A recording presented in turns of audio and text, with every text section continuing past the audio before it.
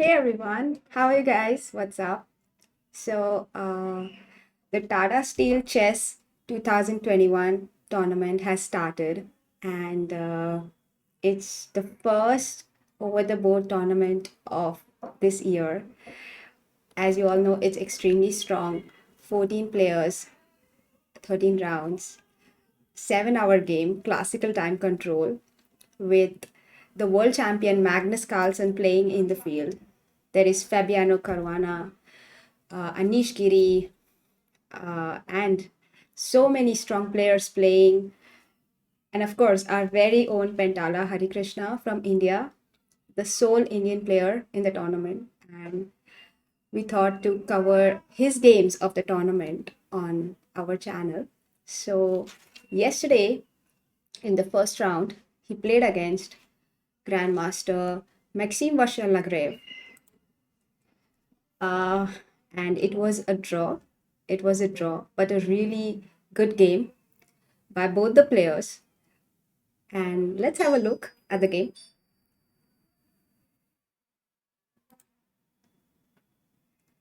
So Hari was white and he opened the game with e4. He actually plays a lot of like everything from white. He plays d4, he plays c4, a everything. He decided to play e4 against Maxime, who always plays knight off. So it was the knight of opening of the Sicilian. And on the sixth move, Hari went for bishop e3, which he doesn't go for usually. And after e5, he went knight f3 here. Here, actually, knight to b3 is the main move, but knight f3 also is the second most popular option, and it leads to more positional setups. And actually, it was the first time that Hari went knight f3 in this position. But MVL, of course, has faced it a few times.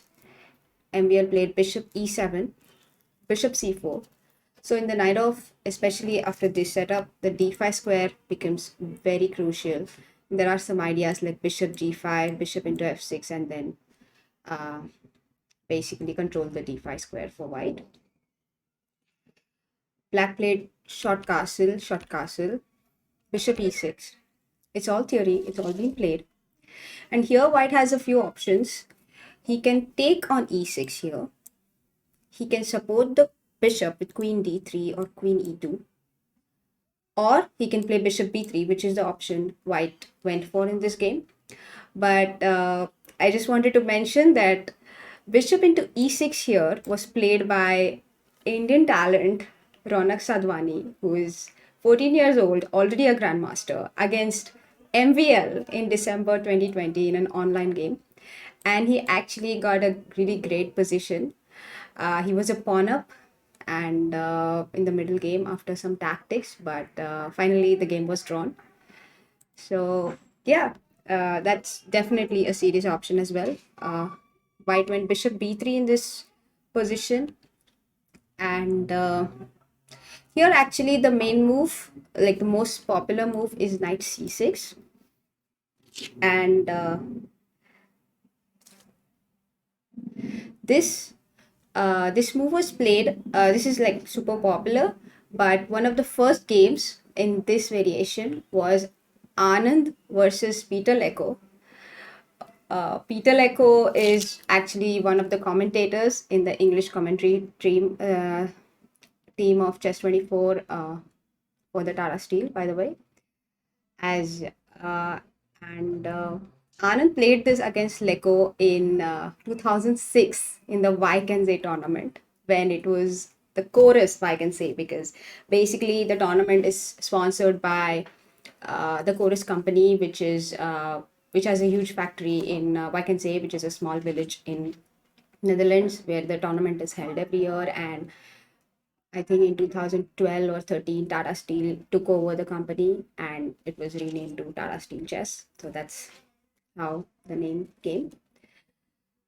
And after knight c6, Anand's game went bishop g5, knight d7, bishop into e7, queen e7, knight d5, and basically he took control of the d5 square. He gained a lot of space after At some point, he even got c4, then he got h4, and White got a huge space advantage and he won the game. So in this game, Hari versus MVL, MVL went for b5. And here again, there is a game by an Indian player, Indian talent, world junior silver medalist in 2018, Abhimanyu Puranik. He played a4 here against MVL in Isle of Man Open 2018. That was also a really cool game by MVL, by the way, because after b4, the game went knight d5, bishop into d5, bishop into d5, knight d5, queen d5, knight d7, rook fd1, queen c7. And like, for example, here most of the pieces got exchanged, this position. Most of the pieces got exchanged and the queens also got exchanged, and it looks completely equal. But Black managed to win this game because he has a space advantage on the queen side, and he played a really powerful endgame and won. So Hari, instead of a4 in this position, went rook e1, which is like super solid and in Hari's style completely. Queen c7. Already rook e1 is very rare, by the way. Queen c7. I also wanted to mention one more game before we move on. After b5, there is a game, Carlsen versus MVL. It's a blitz game from 2018, where Carlsen went bishop g5 here, which is like the main move. And the main idea, right? You want to control the d5 square, so you take the knight with the bishop and control d5. So Carlsen went for this, but MVL won this game, and again, really good game by MVL. He actually checkmated Magnus. Of course, it was a blitz game, but still, it's a game worth having a look at. So, Hari played rook e1, queen c7, knight h4. Now he wants to go to f5, which is the other weak square in Najdorf. So d5 and f5 are the main spots. And Hari goes knight h4. And here there is exactly one game in this position. Nisipiano versus GN Gopal from 2018, where Gopal played g6, which is, by the way, the first suggestion of my engine as well. MVL did not go for this. Probably he does not like the fact that you make a hole near your king and the bishop enters immediately. But apparently it's okay for Black to do this. For example, here rook c8 is one of the moves, with the idea to play b4 and undermine the c2 square and create some threats. So this is very much possible actually. And there is an idea like rook e3 here, which was also played by Nisipiano in his game against Gopal, with the idea to play knight f5. So let's say Black plays some random move like knight c6 here, maybe.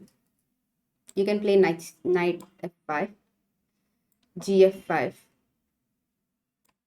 And this option exists. For king h8, you have bishop g7. So there are these tricks, and Black definitely needs to be careful. So one of the lines I looked at while analyzing this game was b4 here. So you're immediately attacking White and forcing him to take decisions. It was knight d5, bishop into d5, bishop d5, knight d5, queen d5, and knight to d7. So again, you can play knight f5 here because you can't take on f5 because of rook g3. So Black can play bishop f6. He gives up the d6 pawn. Or he can play first knight b6. And then he goes bishop f6. So both the moves are possible, I think. And this is okay. Like, for example, if you take here, then there is something like rook d8. So this is completely fine. And I mean, for rook d3, there is a move like knight a4 and b2. Sorry, what is this arrow? This b2 pawn is weak, and you're also threatening knight c5 and stuff. So this is completely fine for black. So this stuff was possible, and he could have gone for g6, but it does weaken the squares around the black king.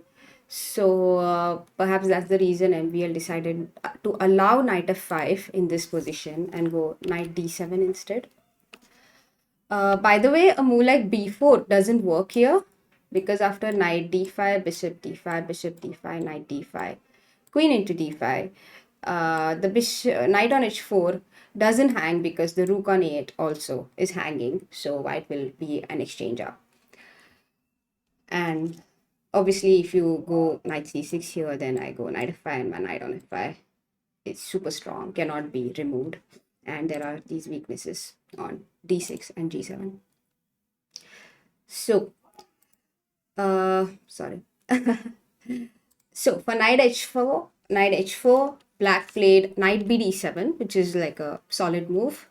Knight f5, bishop f5, e5. So this position, it's not so bad. It's actually like maybe only slightly better for white, but definitely slightly better because white has a pair of bishop advantage against a bishop and knight, and it's a fairly open position.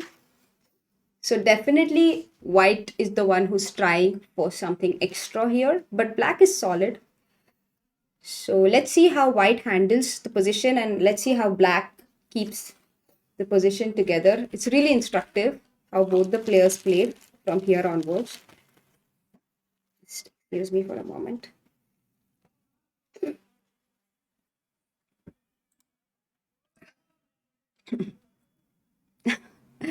Okay, let's go back to the game. B4.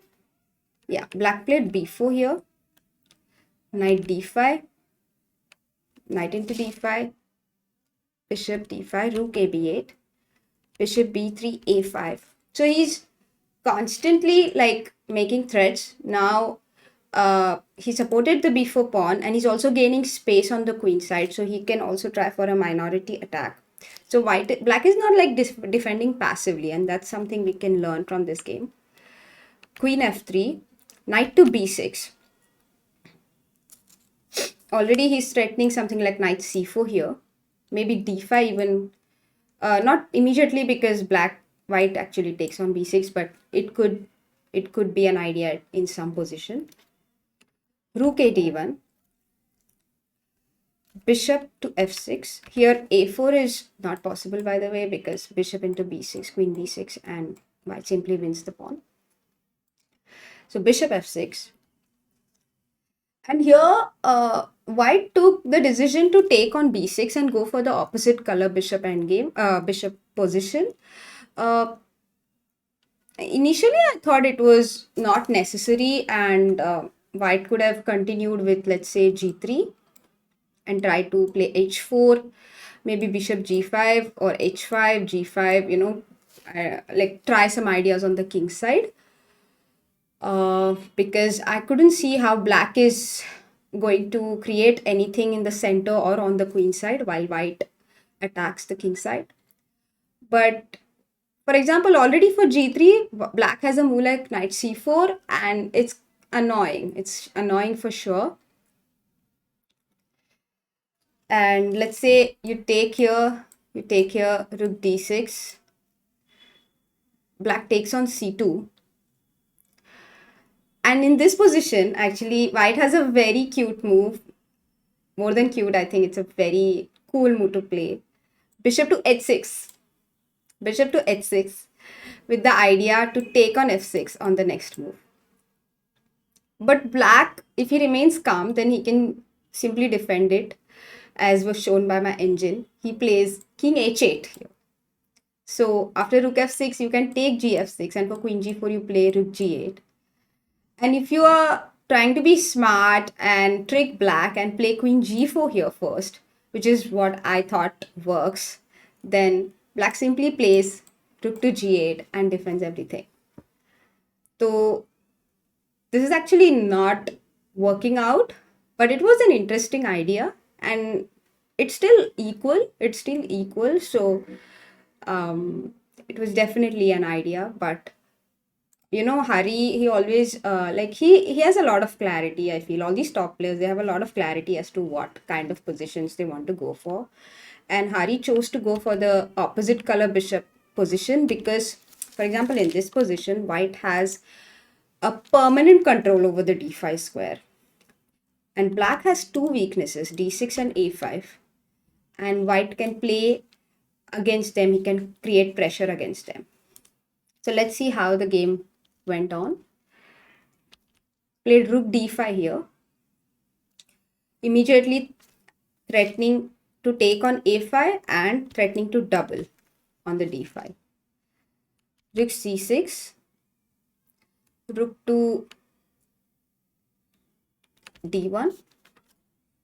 Here, if white would have taken on a5, black first with the idea of queen a5, queen into c6, and white remains a pawn up, then black would have first taken on c2, and after bishop c2 taken on a5, and it's almost, I mean, it's a little transition from that position, but at least the material is equal.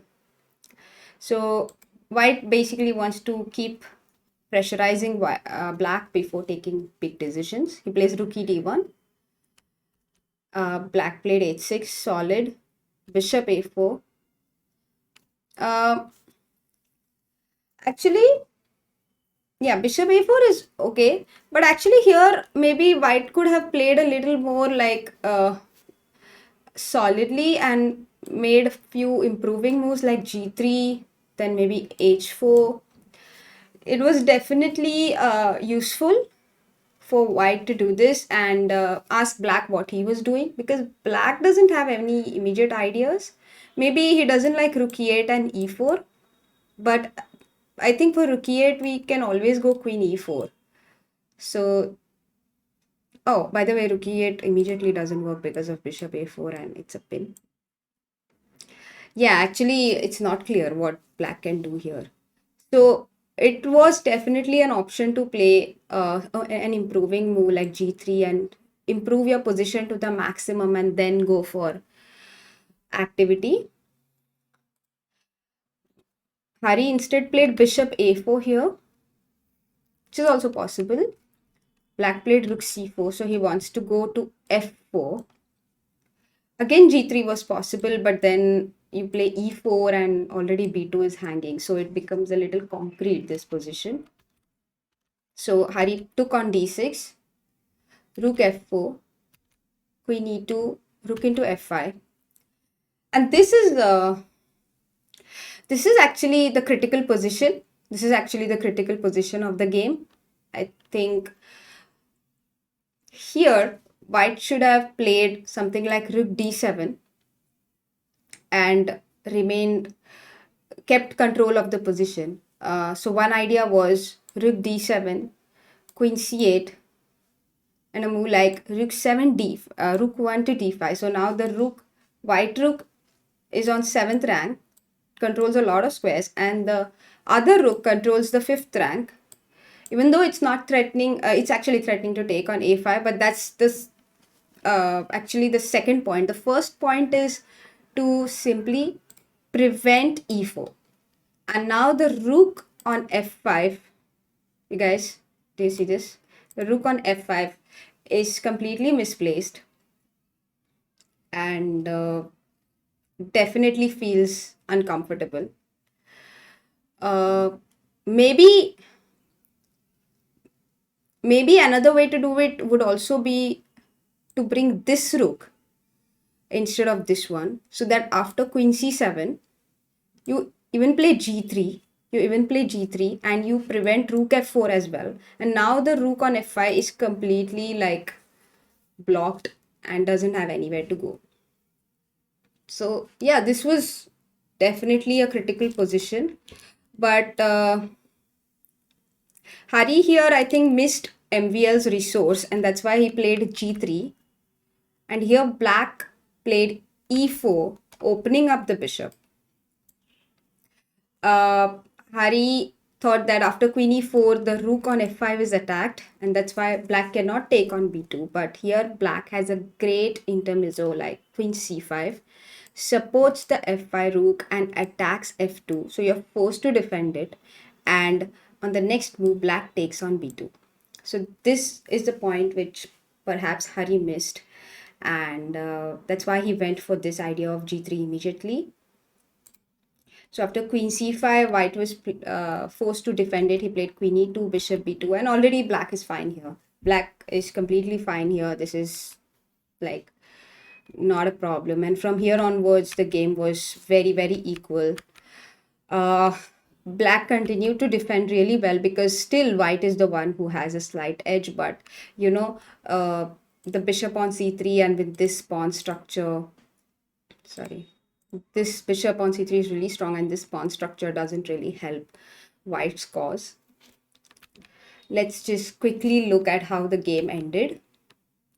So black continues to create threats, and now he exchanged the queens. Here also, actually, it's a important moment. He plays rook e8, and after rook into a5, he does not take on e3 because, let's say after this position, his king is a bit stuck. Doesn't come out very easily. So MVL decides to give up the pawn and first activate his king and remove it from this pin. He removed the king from the pin. He'll push f6 the next move and only then take on e3. Or he can actually, yeah.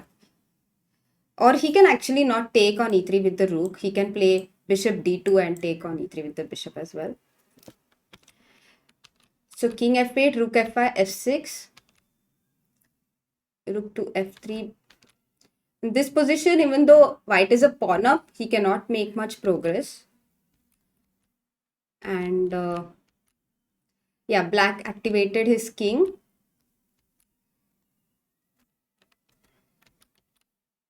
And here, okay, white managed to create these two passes, but it's not easy to push them.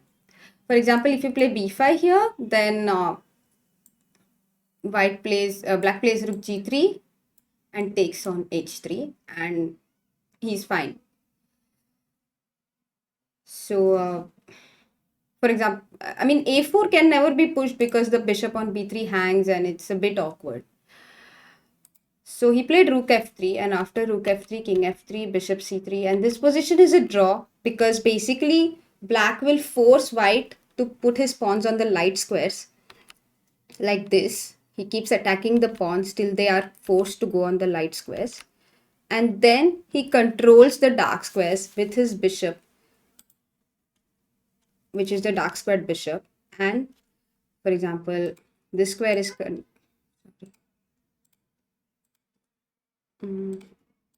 this square is controlled by the bishop.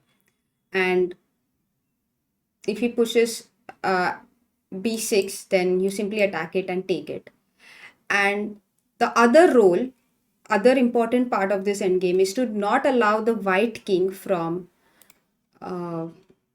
penetrating into the black camp. Let's say the white king manages to reach this square or this square, then he'll surely win the game. So the black king, it's very important that the black king is near and is able to stop the white king from occupying these squares. So for example, in this position, had the black king been here, then this was already lost because white would have simply played king e4, king d5, king c6 and just pushed the pawn.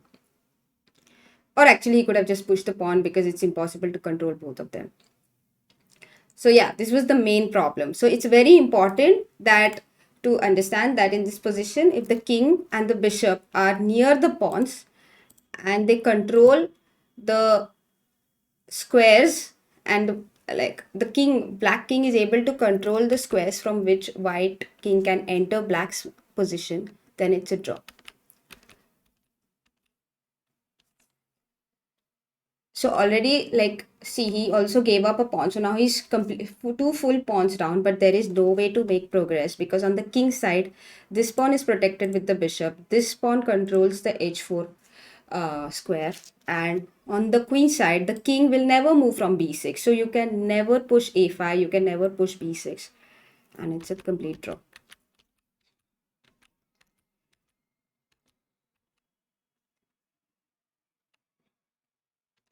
So yes, in few moves they agreed to a draw. That's it. Okay, guys. That was the first round game between Pentala Harikrishna and MVL. Maxime Vachier Lagrave, French number one candidate. He's playing in the current candidates as well. And of course, Hari, everybody knows him. He's world number 22, former world junior champion. Also, a quick piece of trivia. It's the seventh time that Hari plays in Wijk, and the first time he played in this tournament was exactly 20 years ago, in 2000, in the year 2000. And also he won the B group. So Tata Steel used to be, earlier there used to be three groups in Tata Steel: Group A, Group B, and Group C. There used to also be like a challengers, like an open tournament. But as the years passed by, there were only two groups, Group A and Group B, and the open tournament. This year, of course, there is no open and there is no Group B because of the pandemic, but at least there is a Group A, so we can all look forward to that. So Hari actually won the Group B back in 2012, and that's how he qualified for the Group A back then. And let's see. We wish him good luck in this tournament. He's played really well in the first round, and in general, he's been in very good shape. He played really well in the BL Masters as well, which was, by the way, the only other open tournament, elite level open tournament, elite level over the board tournament. Sorry, please excuse me. That happened during the COVID. So he's actually played both of them, and he seems to be comfortable wearing a mask and playing with the glass barriers and everything. So we wish him very good luck, and we'll be following the tournament, of course. Thank you.